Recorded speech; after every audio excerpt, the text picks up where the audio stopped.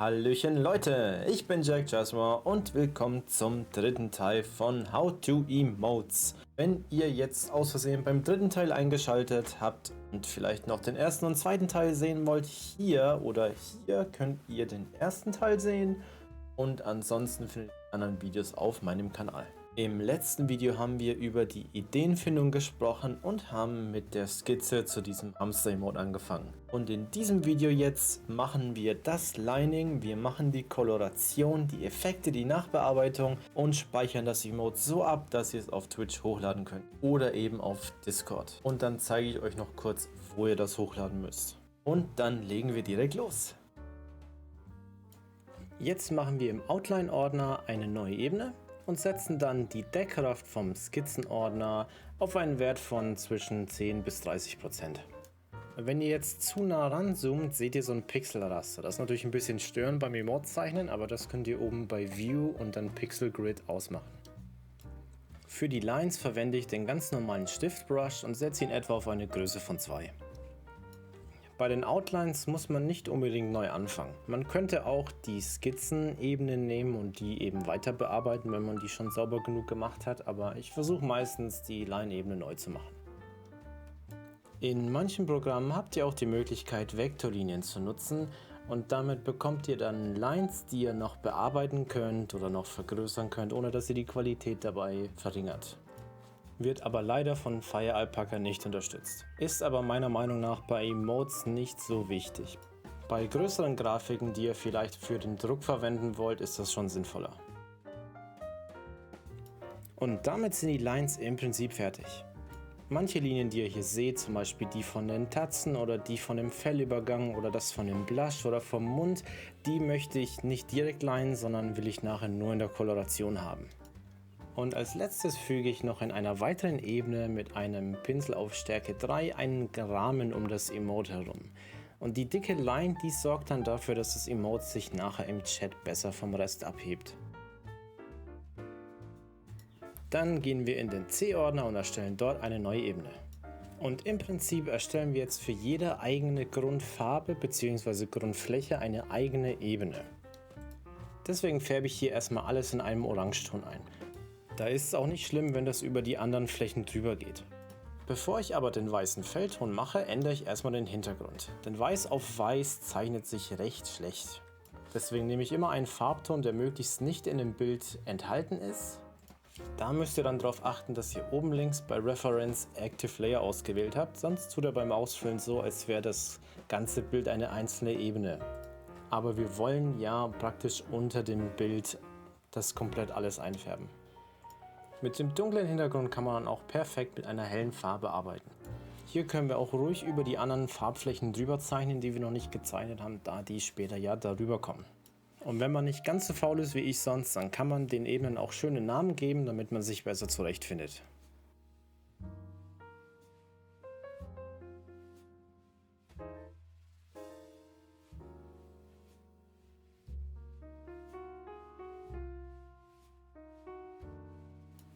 Und hier möchte ich eine dieser Grundfarbflächen nochmal neu einfärben. Das kann ich einfach machen, indem ich rechts auf Protect Alpha gehe. Damit male ich dann nur auf den Pixeln, die schon da sind. Das ist ähnlich wie Clipping, nur dass man auf derselben Ebene zeichnet, auf der man gerade ist. Aber dazu gleich mehr. So, jetzt hat jede Basisfarbe seine eigene Ebene. Und jetzt passiert Magic. Wir fangen bei der untersten Ebene an. Da machen wir eine neue Ebene und stellen die auf Clipping. Dadurch male ich nur in dem Bereich der Ebene, die sich darunter befindet. So kann man super leicht Schattierung setzen, ohne über die Ränder hinaus zu malen. Jetzt brauchen wir nur noch einen Pinsel für das Überblenden. Sai zum Beispiel hatte sehr schöne Tools für, aber in FireAlpaca machen wir uns selbst ein. Dafür gehen wir unten links auf das Blattsymbol und gehen dann auf Add Brush. Dann stellen wir den Typ auf Mix und machen alle Haken rein, die da drunter sind. Dadurch wird der Stiftdruck richtig erkannt und die Ränder von dem Pinsel sind schön weich. Und dann verwischen wir das Ganze einfach. Danach machen wir noch eine Ebene mit Clipping. Man kann so viele Clipping-Ebenen übereinander stapeln, wie man möchte. Ich nehme jetzt einen dunkleren Ton und mache damit einen Schatten. Da müsst ihr euch einfach eine imaginäre Lichtquelle vorstellen. Bei mir kommt die jetzt von oben links. Und den Schatten, den verwische ich dann wieder ganz leicht. Ich habe meistens eine Ebene mit einem weichen Schatten und dann nochmal eine Ebene mit einem etwas härteren Schatten. Hier stelle ich noch die Ebene mit dem Schatten auf Multiplizieren und mache die Deckkraft etwas runter. Damit verbindet sich der Schatten besser mit dem Farbverlauf darunter. Ebeneneffekte können euch helfen, euer Bild sehr viel stimmiger zu machen, aber dazu kommt auch nochmal ein extra Video. Und diesen Vorgang mit einer neuen Ebene für Farbverlauf, dann eine neue Ebene für den weichen Schatten und dann eine neue Ebene für den harten Schatten machen wir für jede Farbfläche bzw. jede Grundebene. Und hier ein Tipp: Wenn ihr Alt und Steuerung haltet, könnt ihr eure Pinselgröße per Ziehen ändern. Sowas können sehr viele Programme. Nur nicht immer über denselben Shortcut. Aber auch hierzu wird es ein kleines Video von mir geben zu nützlichen Shortcuts in diversen Programmen.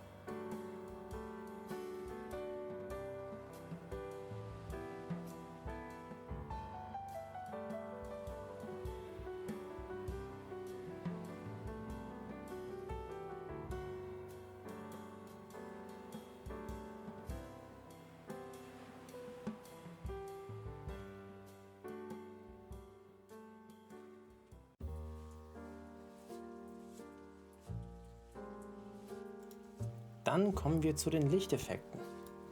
Dafür mache ich eine Clipping-Ebene, die über dem kompletten Kolorationsordner ist. Somit malt ihr über alles, was Farbe hat, aber nicht über die Lines drüber.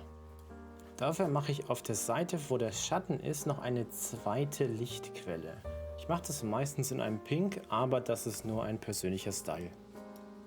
Ich mache das nur recht subtil, so auf der einen Seite des Emotes, und das verwische ich dann wieder. Und in einer weiteren Clipping-Ebene darüber mache ich dann mit komplett weiß einen weiteren Rand an den Lines entlang. Diesmal aber ohne zu überblenden. Ich stelle das dann meistens auf den Ebeneneffekt Overlay für ein schönes Leuchten. Im Stream sage ich dazu meistens Shiny.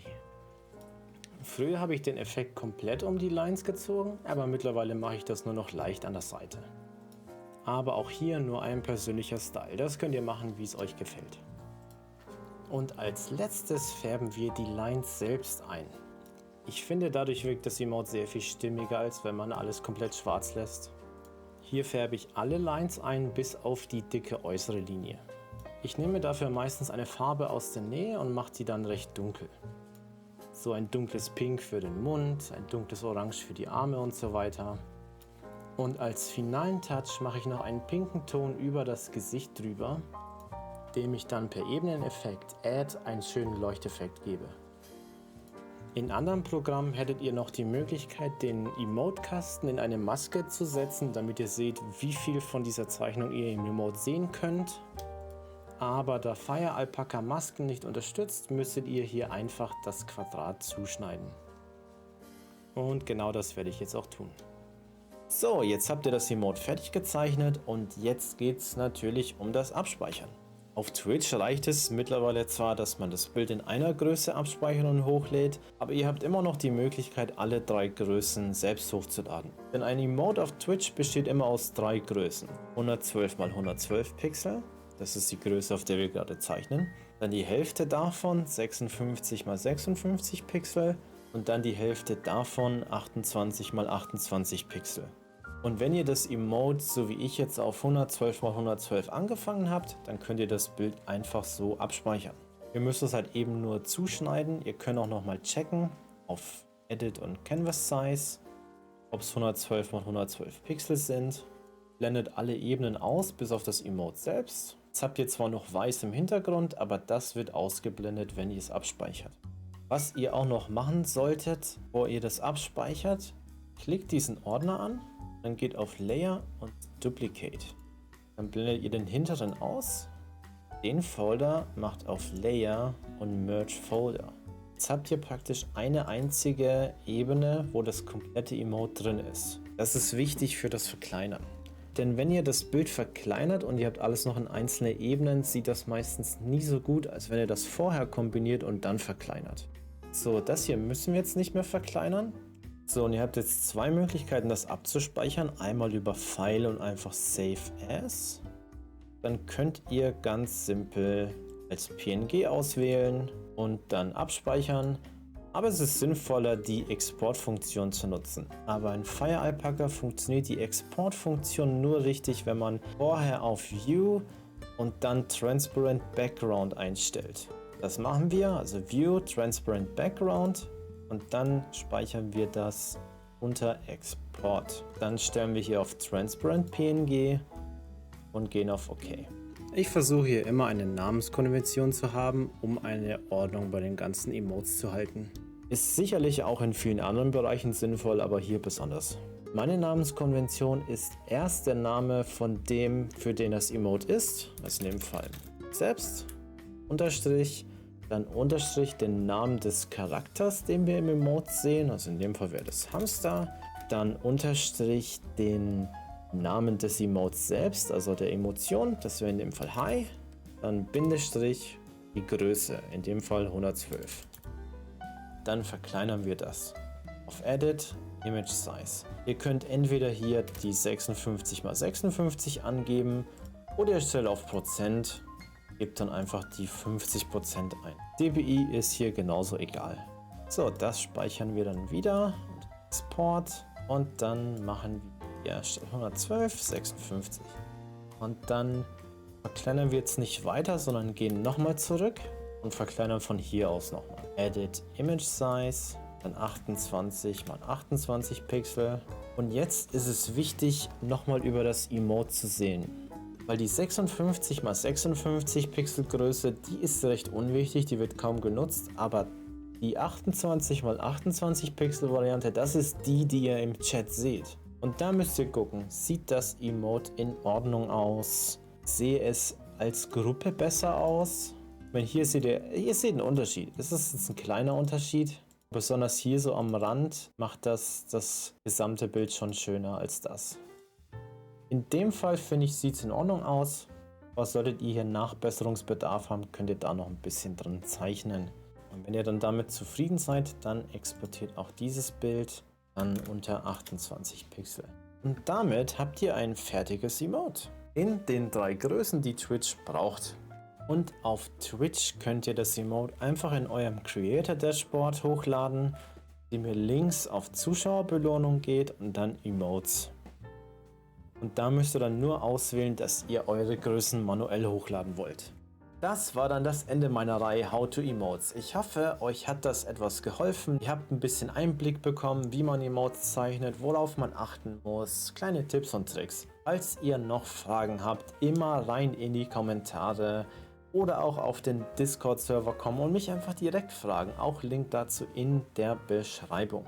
Das werden natürlich auch nicht meine letzten Kunsttutorial-Videos sein. Es werden noch kleinere Videos folgen, die etwas genauer die Ebeneneffekte erklären und Masken und Filter und ähnliches. Diese Tutorials werde ich dann wahrscheinlich nicht in Fire Alpaca machen, weil Fire Alpaca überhaupt keine Masken kann zum Beispiel. Und wenn ihr vielleicht selbst noch irgendwelche Themen wisst, die ihr genauer erklärt haben wollt oder in einem bestimmten Bereich vielleicht Tipps haben wollt, dann auch diese in die Kommentare. Dann vielen Dank fürs Zusehen, gebt dem Like-Knopf noch eine Schelle und abonniert, falls euch das Video gefallen oder geholfen hat. Dann bis zum nächsten Video oder zum nächsten Stream auf Twitch. Bis dann und tschüssi.